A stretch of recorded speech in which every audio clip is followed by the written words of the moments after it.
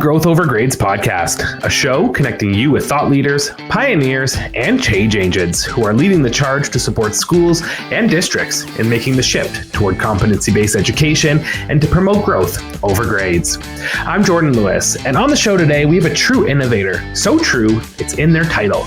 Principal on special assignment leading secondary innovation with Issaquah School District in Washington State, Julia Bamba.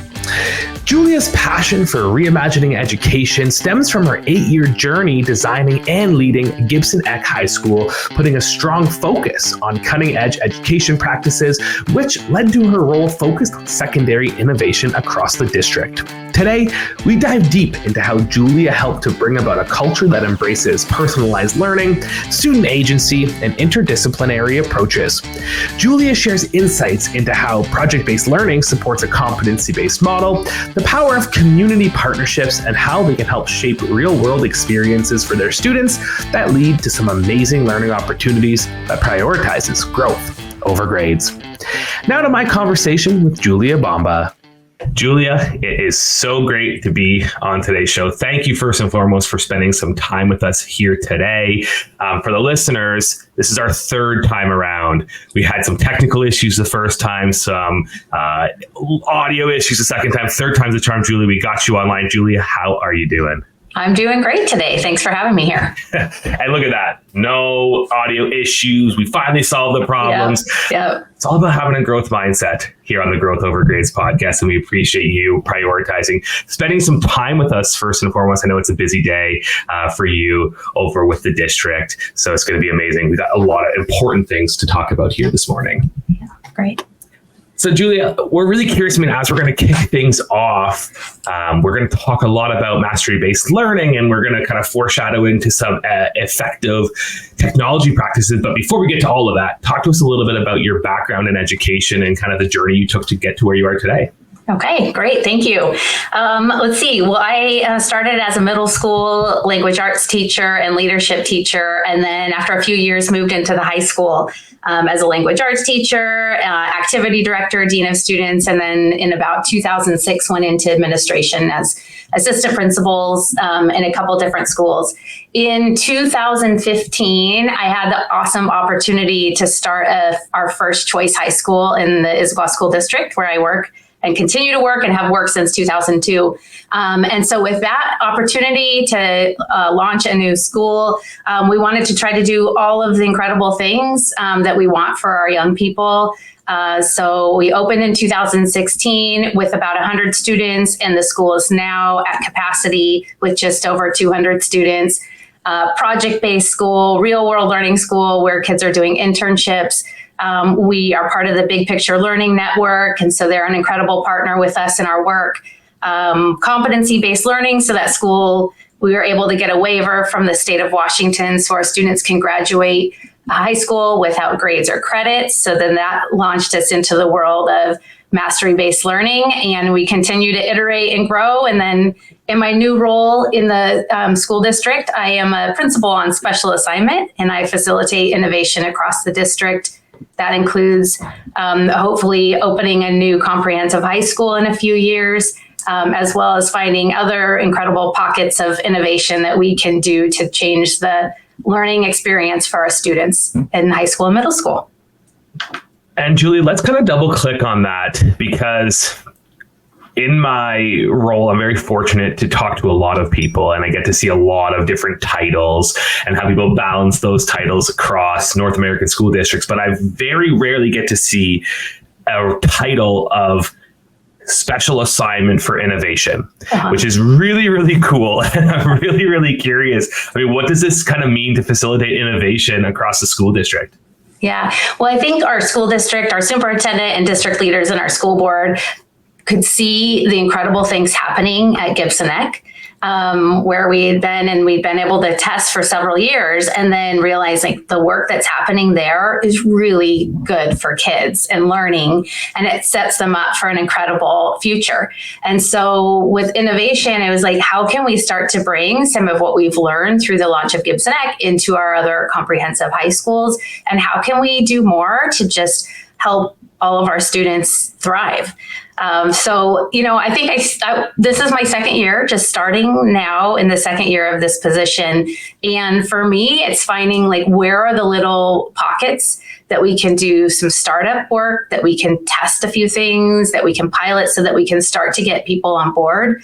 Because when you live in the world of innovation, you kind of get that mindset of everybody's on board and they understand what real world learning is and they understand what competencies are and how we want to help students to meet those. But, it's actually, our schools are very traditional, a lot of them. And so we need to just continue the conversation and continue to find those partners and the people that are curious about the work, and then slowly start to make some movement in that work. And as you kind of think about the bigger picture, and as you mentioned, there's a lot of schools that are still kind of holding a traditional mindset, and we're actively working to share and showcase kind of the benefit and the output of what innovation can lead to. And the saying, seeing is believing is often something that we hear and holds true. But just how are you going about, finding those pockets? How are you hosting some of that dialogue to get people curious about wanting to take that risk to try something? So I think, if we think about a few of the core values that we've experienced in innovation, just in my work and then in our district, there are a few kind of key things with that. One is, we really need to build strong relationships with our kids. They need to know their purpose. They need to know that they matter. They need to understand that they can have an incredible impact in their school or their community. And so the first thing is helping students to really grow as people and to help them see their strengths. And often when we're in a more traditional learning environment, we kind of move kids quickly from one adult to the other. We don't have time or space because they're working to get through content and curriculum. And so there isn't time to really stop and see what are the strengths and how do our kids learn. So I think the first thing is really like that relationship and helping kids understand that even though they're in a larger system or even though they're trying to earn grades or credits, like they are important and they have incredible strengths that they can bring to our communities. The other piece is the connection of real world learning and helping our students be career ready, be ready to make decisions about their future. And so how do we take what's happening in our classrooms and connect that to real world, whether that's internships or looking at apprenticeships, or just working on design challenges in our community and helping bring different partners and organizations into the classroom, or how can we get the kids out of the classroom and helping them connect and solve problems in our community. So those are kind of two big buckets that we work through, and trying to then get some momentum and motivation with others and inspire what that can look like in new ways. And I think it's an important call out that, Julia, you've mentioned community a few times and how you're pulling in the community or putting students out into the community. And I love that connection to the idea of the design challenge. And so much of the really cool work that I've been seeing lately is through sort of this design challenge lens where students get posed a real world problem and they say, hey, go. And that tie to the teacher changes where they're now just facilitating the process, but giving students the space to really explore what this means. And usually that's when really amazing learning actually happens. Yeah. But I know that, Julia, in this sort of vein of thinking, Gibson Eck was more or less established on some of those fundamentals, and you foreshadowed to it a little bit ago, but just talk to us through kind of the process of Gibson Eck and how this school kind of came to be. And really what I'm curious about a lot is, what's making it really unique in your school communities? Yeah. Okay. Let's see. So, that's a big question. That's going to take, quite a while, because I think that's just like my passion and I love that place. And having to step away from there in the last year, while it was exciting to do new work like that, I love the community and everything that school stands for. So when we were launching, I think, we thought like, all right, it's going to be a choice school and let's do some real world learning. But when we brought our design team together and the core team of some teachers and students and families to look at what we can do, we started to dig in. So when we launched 100 students, I'll be honest, we had a vision, but all of us were mostly coming from traditional school. And we knew that there was a better way to be able to, dig into education with our students. We wanted to see, and we had hopes for more for our students. But in practice, it was pretty tough. So we launched and then, have energy and then realized like, ooh, this work of real world learning or project-based learning is really tough. So I would say we opened and then just went through, it was an iterative process. We had people that we collaborate with. We had systems and structures that we were trying to, hold to. We designed competencies and looked at what that, could look like for what our students, if they're not earning the grades or the credits, what can that look like? But it was a startup, and we moved into a building that was being renovated. And the first day of school, we're like unpacking boxes and moving furniture. The walls were blank. And so kids walked in and thought, I'm walking into an innovative school, but this feels, I'm not seeing it yet. And so it's first is like, how do you help kids see that vision and help them see that they are learning alongside the adults and that we need them to dig into the process. They are our experts and we're here for them. But that's really different than often when kids are coming from a more traditional school. So that, thinking of like, how do we help, we say, unschool is what we hear a lot. And so how do you help kids shift of like, we aren't going to be telling you what to do every moment. We're not going to be going through that and help them understand and trust that process and have parents trust that process. So when, after going through several years, we really got to that, the core values, which is like, we want our kids to have personal vision of themselves and what they want and what they can be in the future and where they see themselves. And how can we as the adults and their peers support them and connect them with mentors. We also want them to be digging in deeper. Like, what's that authentic learning? How do they know like what they're learning? Why does it matter to them? Why does it matter to others? And how can they take that learning further? And then just, coming back to the idea of community, that's strong is that kids, helping our students really see their space in that community and going through. So that's just a little bit about like that. Or I don't know if I said it, but like, opening a new school in a completely different way is hard work. But when you bring people together and you help continue to see that vision, and what I always said, like it's became a bit of a joke, is like, trust the process. We have a vision. We cannot, it's easy to get, pushed more into this like more traditional mindset, or when things feel a bit chaotic, it's like we want to control them, but it's like, trust this process. We're here together. And then the last thing that, just saying about opening the school is like, we have an incredible team of educators and adults that we're working together. And it's that team that can come together and problem solve and are flexible.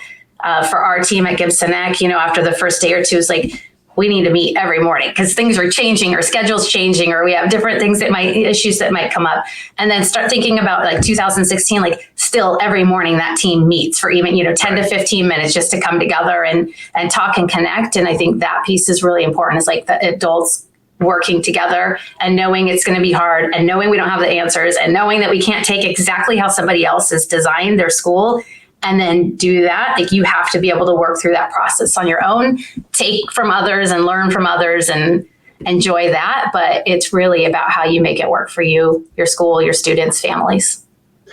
I think that is a really important underlying theme, Julia, the idea that take from others, but you have to still think critically about it. You have to still personalize it to the needs of your students and your community, because so much of what you're doing is built on that real world learning, right? And if it's not real world to the students in their community because you took examples from a district in California, then what's the point of going through with the process, right? And as you were kind of explaining that, I highlighted in my notebook 3 times the idea of the iterative process. And I think that is just something that as leaders, we get the opportunity to model something very unique to everybody in the district. Being able to, as you mentioned, Julia, trust the process and the vision, but iterate on it. Don't let it get stagnant. Try new things, but trust that it's going to work towards the vision, I think is just so paramount to the success that you guys saw. And I'm wondering, Julia, with that in mind, like, how did you keep the teachers kind of engaged when you're saying this is going to be sometimes chaos? How are we going to kind of rein it in? Yeah. Well, I mean, I'm not going to lie. Early on, like, you know, we had this little 3D printed griffin, which was our mascot. And like, if you cried, you got the griffin, and like the griffin had a little broken foot and a broken wing by the end. So kind of became a joke. And so after a couple of years, I remember leading a staff meeting and saying like, you guys, no one's cried yet this year. Like, this is amazing for good things. But that's just, you know, that's kind of the funny part about it. Is like, you know, it's going to be really tough. And so again, like, trust the process. I think also that just being really positive and connecting, like, the issues that you have to work through is a new startup, or every year you get a new cohort of students.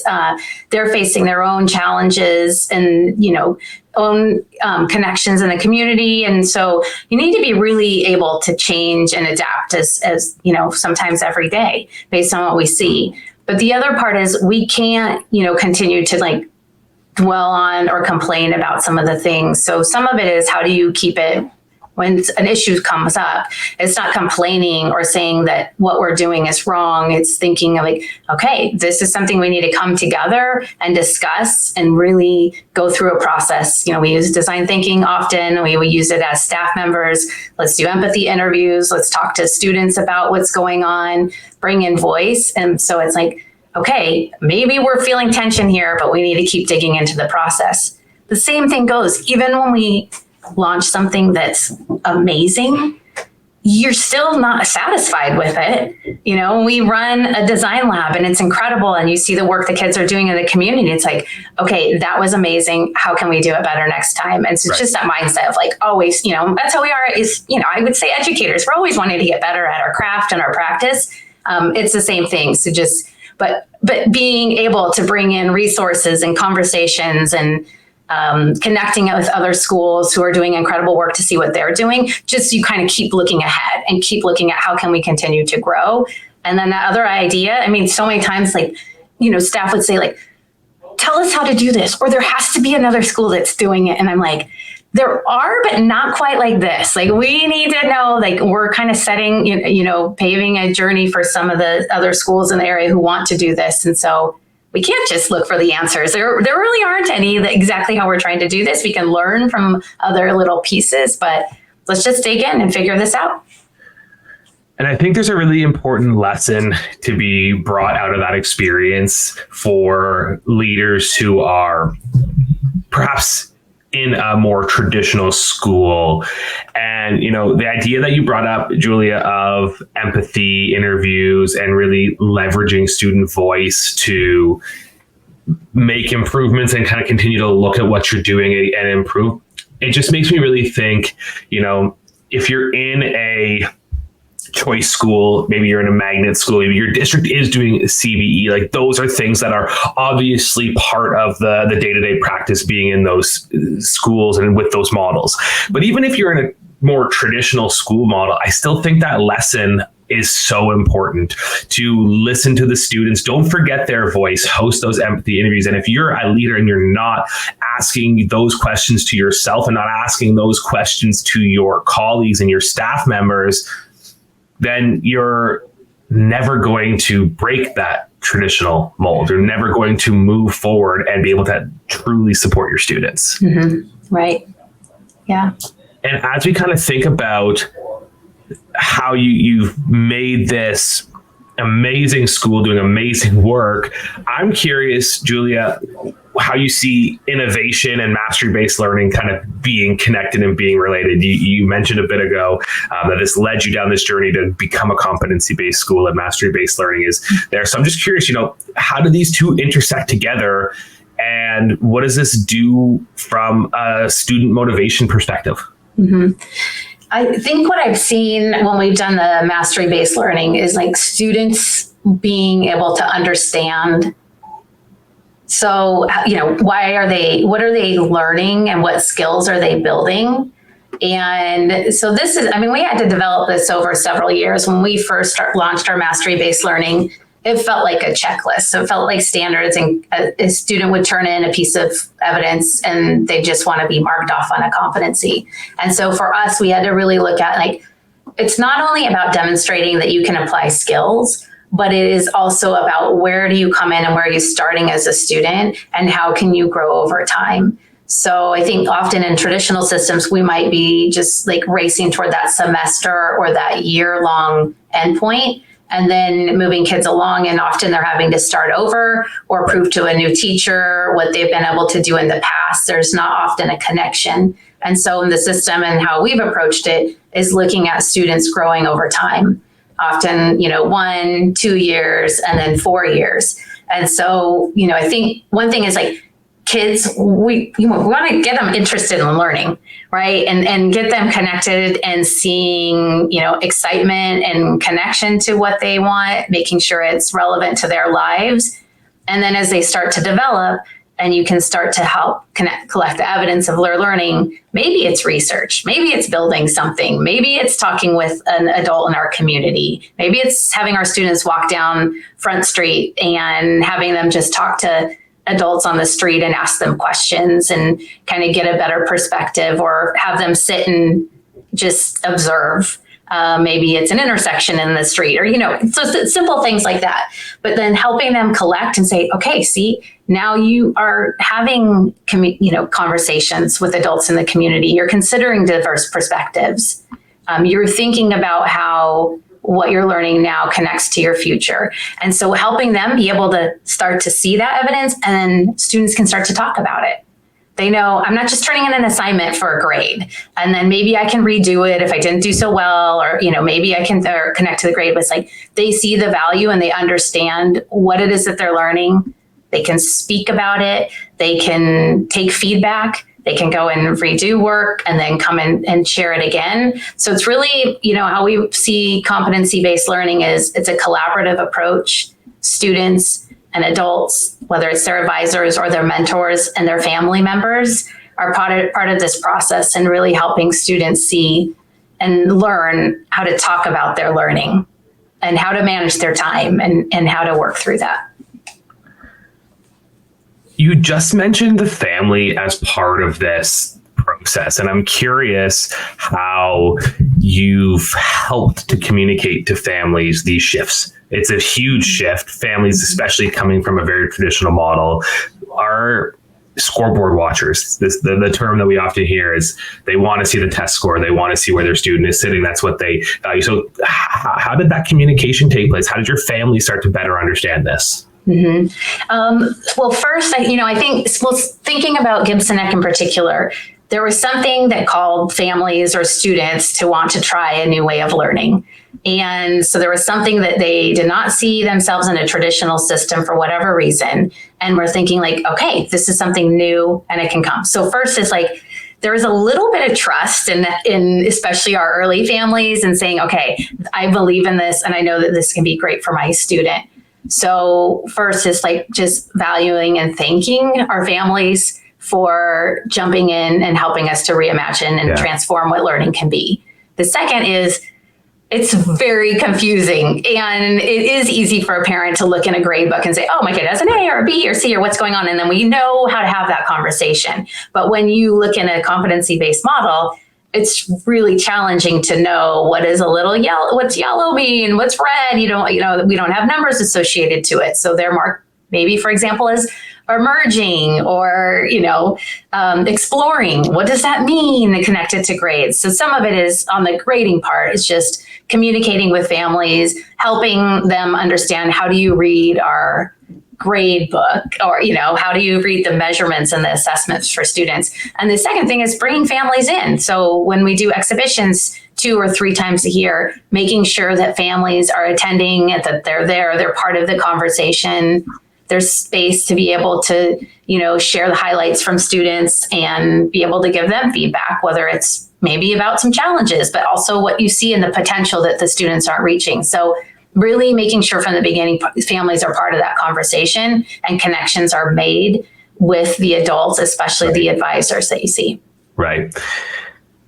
There's 2 areas Julia, that we're going to need to double click on here. One, you mentioned grading, and I know that this kind of throws the old models and the old grade book out the door. And then you also mentioned the student exhibition, which I'm going to, rely on you to pull me back to, because I'm really curious on what that means. But let's start on the grading side first. And I'm really curious kind of how the changes to competency-based education led teachers to adjust how they're measuring student growth with this new model. Mm-hmm. Okay. So I think first in how we have it set up. So, schools approach this in so many different ways. The way we've approached it is that students have an advisor, and that advisor is the one that gets to know them well. And if they stay in the school for, multiple years, they would be with that student for 4 years. So you can see them from the beginning to the end. That advisor is also responsible for ultimately being the one who can mark the students where they are in their competency areas. So we've set up our competencies in 5 different learning goal areas: personal qualities, communication, empirical reasoning, quantitative reasoning, and social reasoning. I think that was 5. And then within that are competencies and different targets. So the advisor that really knows that student is marking those, but it's a collaborative process. So students might take a design lab with another teacher, or they might be working during exploration time in the science space and working with a teacher who's not their advisor on a more personal project.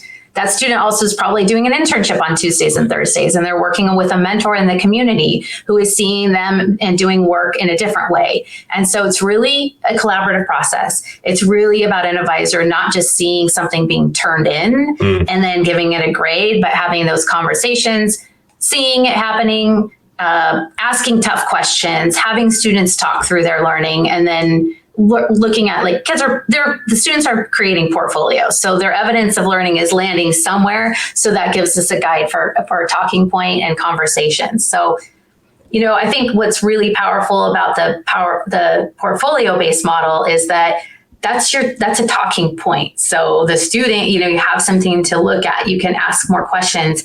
And for our process of learning is we want to see you have an end product that's amazing. I'm not going to lie, that's really exciting when a student can finish something. And if it's one example, students contributing and working with the city of Issaquah to launch a sustainability fair where hundreds of people are spending time together and exploring.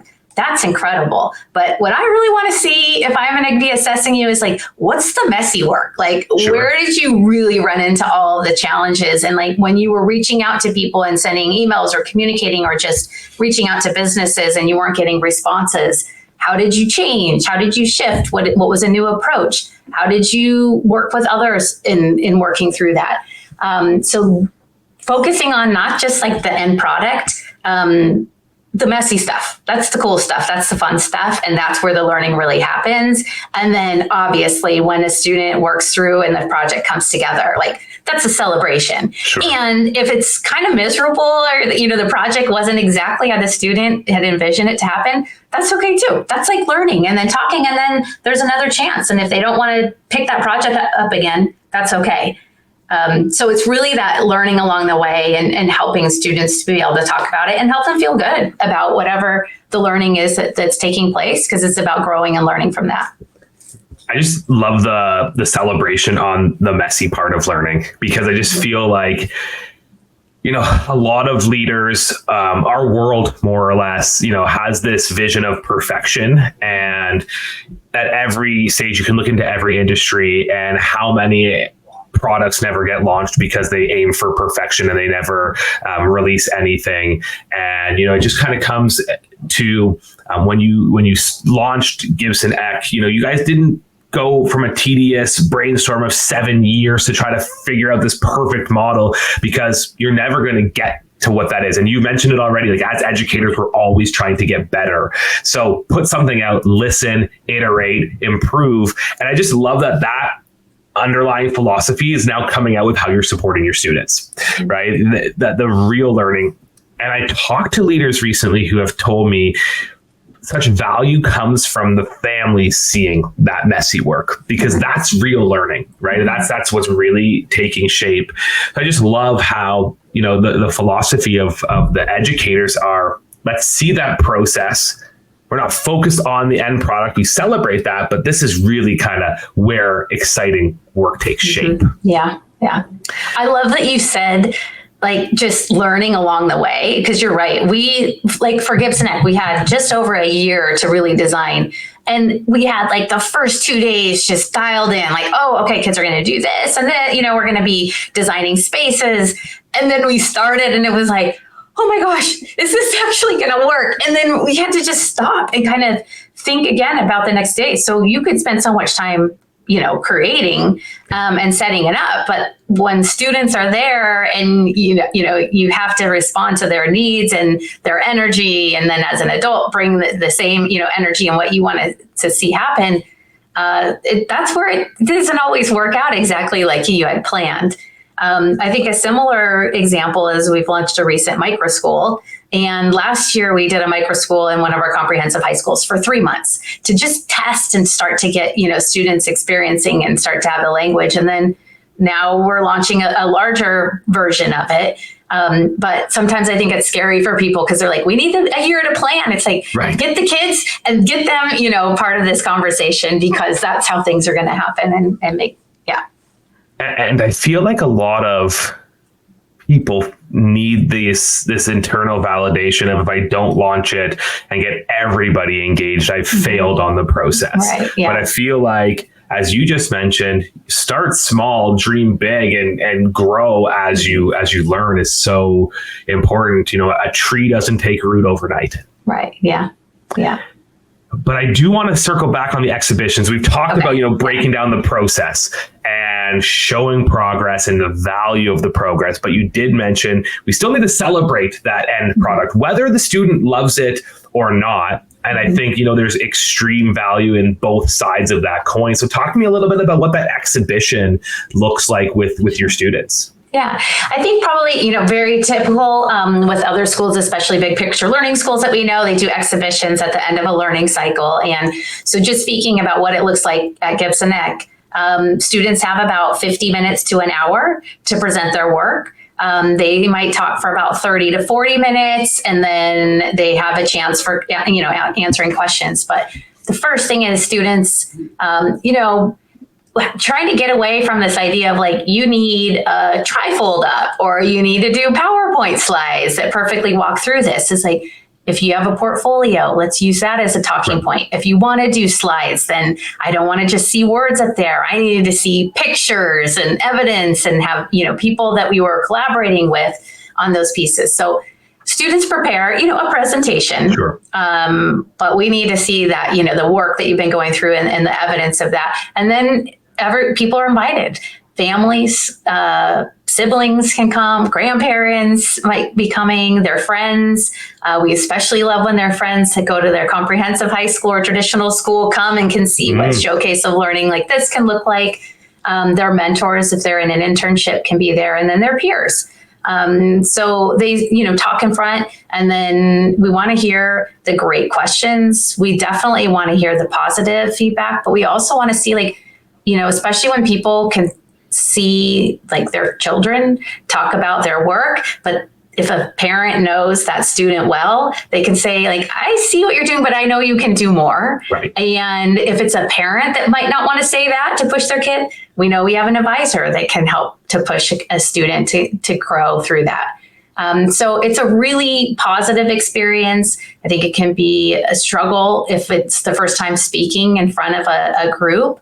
But that's why they, an advisory model, the peers are just there to come in and support them through that process and talk through. And then the other kind of style of an exhibition that we would do would be a design fair exhibition where students are using design thinking for one major project they're working on, and then hoping that they can show the design thinking cycle connected to a project, and then they can set up a station and invite the community, and people can walk in for a few hours and talk to kids and see their learning. And that's the one that just, exhibitions, I guess I would say, no matter what, it's just the energy is incredible. People are coming into the building to see student learning. A lot of times they may not know what to expect, and they just leave with incredible, this energy, and seeing like what kids are doing, and to see this happening is something we really need to celebrate. And why don't more people know about this? Like, how do we get more people in to see what this looks like? It can't just be this little hidden gem that, is happening here. Anyone can do that anywhere. And it's just so exciting because, we hear these success stories from all over the place. I was recently out in Kentucky, and I heard a group of students, and it wasn't called their exhibition. They do, it's called their defensive learning. The process is the same. It's just a matter of different language. But what was exciting is as they spoke, they talked about this interest in history, which led them to going to the archives, which led them to tying it to 3D printing that was available in the building. And then they started creating models, and from the models, they launched a business, and the business was set. And all of a sudden, these kids said, we have this business, and we were learning all about accounting and financing and communications and all these things that you're talking about, Julia, that embedded real world process. And it was so amazing that it just came from, an idea. They were walking down the street, they saw a historical building and thought, oh, what can I do here? And I think it's so easy to forget how amazing students are. Mm-hmm. It's so easy to forget kind of how big their thinking can be. Mm-hmm. And that is a story that has always stuck with me, because it's like, where did this kid get this idea, and how did he go through the process? And he had it documented, and the struggles he went along the way. My favorite part of the whole thing was at the end, as he's getting ready to graduate, he got the question of, so what's next for you? Are you going to look into modeling, design? Are you going to continue operating? And he said, no, I'm doing something so different. This taught me that I don't like doing this work. Yeah. And some of the people kind of laughed, and you thought, oh, like, that's a bummer. I thought, what an amazing way to prepare yourself for the future, to be able to know I didn't like these things. Mm-hmm. And now I can explore things that are more catered to my interests. Like, what an amazing opportunity. Yeah, that's awesome. And what he learned about himself in that whole, in the project and the learning is like, not only do I not like this, but he stuck with it to some, at some level, and, persevered and was able to struggle and figure out where to take it. And probably, it's just, you've explained, it's like, start with one thing and then go from one area to the next, and you can never see. And so as people help and mentor students, it's like really helping open up what can happen, what is more that you can do with that. And if a student has an idea, it's like, okay, let's make it happen. But, we can find a way. I might not know as your advisor how we need to do this, but there are experts that can help, or use your creativity and your own problem solving to do that, and then learn along the way. It's really exciting. And I'm really curious, Julia, with the perspective that you've had on these shifts. I mean, starting with Gibson Eck nearly 8 years ago, and the competence-based education model, specifically around technology. I mean, the technology advancements that we've seen in the last 8 years are crazy. So I'm just really curious, how you're seeing technology enhance some of these practices that are taking place in the schools. Mm-hmm. Let's see. I would just say, one is, I'm going to go back to the simple thing of just like the grade book. We experienced a few LMSs along the way, but then when you're talking about communicating and how do you capture student learning and how do you communicate that to not only students, but families, that was the first. And while it seems simple, but working with a team to be able to create your own gradebook and thinking about how that is what that can say without any conversations about a student and their learning, and help them understand where it is they need to grow. So that was a huge process, and that was just a huge project and several iterations to take students through. So that's a simple one, just thinking about like, how do we use technology and how do we use our systems to be able to tell students what they're learning, especially when they're not relying on a grade. The other is just, so when we design Gibson Eck and, what we hope for other schools is like, how does space communicate to students what you want them to learn?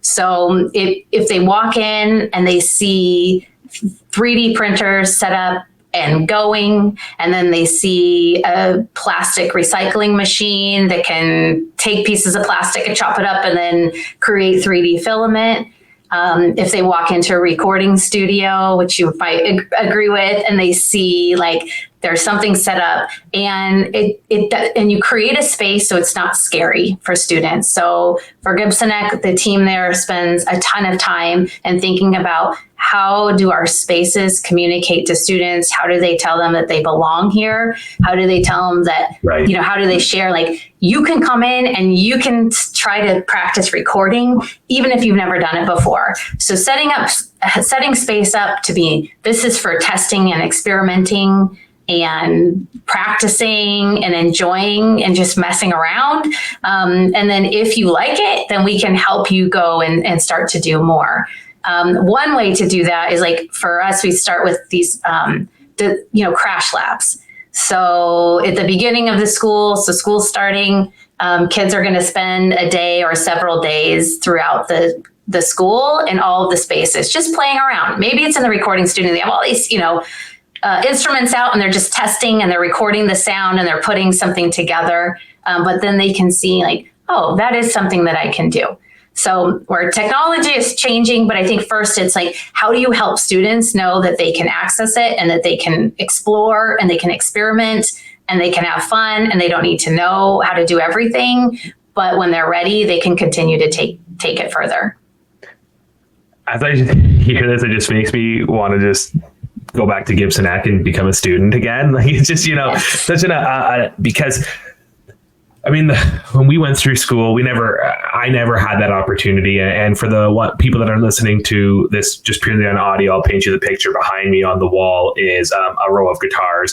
For the audio only folks, you won't get that picture, but Julia gets to see it here, the wall of guitars that's behind me. But that was all based on self and saying I'm doing this outside of the school hours. And it just got me thinking, Julia, as you're talking about setting up spaces, I mean, yes, it's so important to consider that. And until you said it, it's like, oh yeah, if we provide technology, students will use it. But I just love that giving the physical space that creative energy is so necessary to just allow students to have that opportunity to explore. I think it's so cool that they have that exploration day to just try and test and have fun and be with their colleagues and get to know each other is so paramount.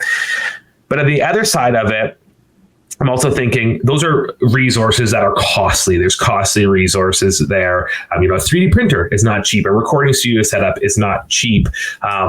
And I'm just wondering, how somebody might be able to start unlocking some of these resources. And it got me thinking, I've seen some articles recently about school districts accessing grant money to open up new podcasting studios in their schools. Perhaps, partnerships with public libraries that have access to these resources. In my local community, the public library has a full creativity studio, has a recording studio, has all those printers. Like, why are we not thinking bigger picture like that? So how did you guys sort of go through that process? Yeah, no, that's great. So like I said, when we started, we were like designing the school, and our team, we visited schools to just connect with people, but we also mostly spent our time visiting makerspaces in the community, businesses that had co-working spaces, getting a feel for what that design and that setup was. So for us, it was really thinking like, okay, we're going to have these innovation labs and we want students to be able to access throughout the building and what that might, what that is. But yeah, it's expensive. So a few things that we did that I would say were just key to helping us get started in some of these. So going to the surplus in our district, and also like I went to one of our wood shops, and they had this little section over, it was at our high school, and they had a section and they were all marked for surplus. And it was like, okay, put Gibson Eck on there and we'll take those. And even if they're not working, guess what? We're going to figure out how to get them up and running. So that was an amazing way to get started. Also, it's incredible to see the community that are wanting to help. So we had got some energy. We had students. We didn't have a recording studio when we started, but that first year, actually within the first month, one of the jobs was for students to pick a space that they'd like to help create or to design. So there was a crew that was ready to start a music studio. So they it was really a closet that they started in, and then they were able to get donated for the sound for the walls. Our district had some surplus carpet that they brought in, so they could put carpet in there. And then it was a huge hit. And the closet also was super hot. So the sauna, then we were able to renovate or like kind of change up a locker room that then became the recording studio, because it's like, this little closet isn't going to work for all the students that are interested in this. So let's go. Then we had somebody who works in a recording studio in the community. He came in, helped us to set up. We had some families that were interested in then donating. So it was like, start with the students and their interest. Because as adults, we could say like, oh yeah, students are going to want to, they're going to want a garden. But if we build the garden for them and then hope that they can then come and interest, but they're not interested in it, then we spend all this time. So for that is get students interested, help them know how to connect with people in the community or how to start telling their story and how to build the energy out of that. And then that's where, we bring in partners and start to work and look for people that have stuff they don't want anymore. And then, take it. And then the grants are always out there. I mean, it's surprising to see how many grants and communities just go unnoticed. But a lot of times it doesn't take a ton of money. You could do 3D printers. Our first 3, we had 2 staff members go and attend a 3D printing workshop. And then part of that was building the 3D printer along the way. And then it was like a couple $100 for the session. And then they got to bring the 3D printers back. And then there we go. So they learned along the way. And then we had the chance to take it. I love just hearing about the engagement with the community and the families. But I also love the idea of providing the students to say, hey, this is what we want. And then, okay, you want to go and do it, and we'll support you along the way. Because again, it's just bringing back to the philosophy of what you guys are trying to build. And I think with all these stories we hear right now about attendance issues and not getting students in the buildings and prioritizing seat time over real learning, it's like, how is a student not going to be incredibly engaged when you're saying, you want to do this? Here's the resources to make it happen. Go. Right. Like, obviously, they're going to be engaged in that process. Yeah. And then think when they're engaged, let's say it's, building a recording studio. They're having to write. They have to write up proposals. They need to write instructions on how to use the equipment for other students coming in. And so we often think about, well, okay, if you're working through real world learning or project-based learning, how are you making this interdisciplinary? How are they learning the skills? So it's just that. It's like once they're in and they're interested, then they can start to do that work and then show it's connected to those competencies. Julia, I'm really curious for leaders who have stuck with us here and they're thinking, this is really inspiring. I'm ready to start bringing about iterative change to my school or to my district.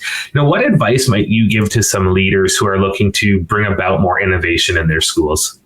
Yeah.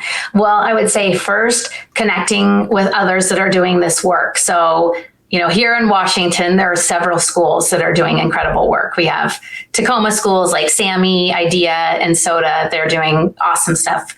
Aviation High School and the Highline School District is another school that we learn from. Other big picture learning schools in Washington and across the nation are also awesome. So find people that are doing this and just start conversations and visit. So I know we love to go visit places, but we also love to host. So find a school, I would just reach out to the leaders and say, hey, I heard you're doing really great things. Can I come and spend a couple hours at your school and just, sit there? Don't expect you need, a lot. You don't need formal presentations. You can just be present and ask questions. And it's good to learn from schools, but schools that host visitors, it's really good for leaders and students and the adults learning there as well, because it is a reminder of why you're doing this work. And when you have to explain it to somebody else, it's like, oh yeah, this is really valuable. And this is why we're doing it. So it reinforces that work and it continues to help to build the confidence in that. So that's the first. And then I think right now I'm facilitating innovation. I'm realizing finding small ways and partnering and connecting with somebody who's really interested in this. So for example, a teacher in a traditional English class is wanting to do design thinking. Awesome. We can help you think about how you could use design thinking and how you can help students approach something in a much different way. So finding the connections, just starting small, testing a few things, and then to create energy around that, I think just growing. So it's like those small little steps can lead to much bigger change, but it's about testing. And then I always say, like, help students, we have to have them tell their story. They have incredible experiences in these schools, and helping them to be able to share that out. Not only is it good to share the message of innovation and creativity and what you can do to reimagine school, but seeing the confidence in kids as they can talk about that learning, and then helping them see that they're influencing and they can be mentors for younger students. I think that's what happens. So tell the story, connect, create that energy, and know it's going to be messy. And you might walk into a school doing project-based learning or real-world learning, and it feels like a lot of energy, but start listening to the conversations, ask students about what they're working on, and really dig into that, and you'll just be completely blown away. It's amazing. Julia, as we're sort of wrapping up our conversation, from your perspective, why do you see this need for innovation and mastery-based learning being so fundamental to our K-12 system and beyond moving forward? Yeah. I try not to say personally about my kids, but I will say I have a 9th and a 10th grader, and I wanted them, like with everything, to go to Gibson High School because I see how incredible that is for students. And then they go to an incredible, the high school they attend is amazing. I worked there for a long time, so I know that the educators are there, but they're within a system that has structures, and they're in a school that's crowded. And so there are limits to what we see that we can do in a space like that. So for me, like, I would just say, like, on a personal, like as a parent, like when you see students light up about their learning, and when you see them being given space to make choices about their learning and to be able to build skills, not only about learning content or, information that they might need to do well in tests, but when you see them really developing the skills that they will need for after high school and into their future, and to see the growth, I think that's an amazing thing. And for the other pieces, that when adults see kids, and I think I started with this, when kids know, or young people know that they matter to adults, and that an adult outside of their home or outside of their neighborhood or community can see their strengths and their gifts and can help them grow and develop that and help them pursue and find new passions, I think that's amazing. So for me, it's about helping our students be seen, because often in our larger schools or in our traditional systems, students are moving about their day and often don't have space to then kind of slow down and connect and be seen for who they are. And that's an incredible thing for kids when they know that they matter and that they have purpose, and they know and they find energy and excitement in going to school. And if you're in a school, an innovative school, it's not always easy and it's not always fun, right? But that's okay. You got to work through those things. But I think just helping students see that they can do amazing things, and that there's more to, grades and their learning, then that's what we want for our kids.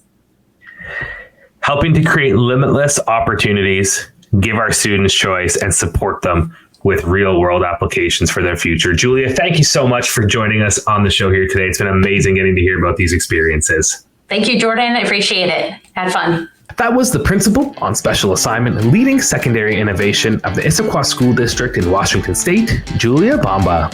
Hey, thanks so much for listening to the show, and please make sure to hit the follow button on your podcast app so you never miss an episode. I'm Jordan Lewis, and you've been listening to the Growth Over Grades podcast.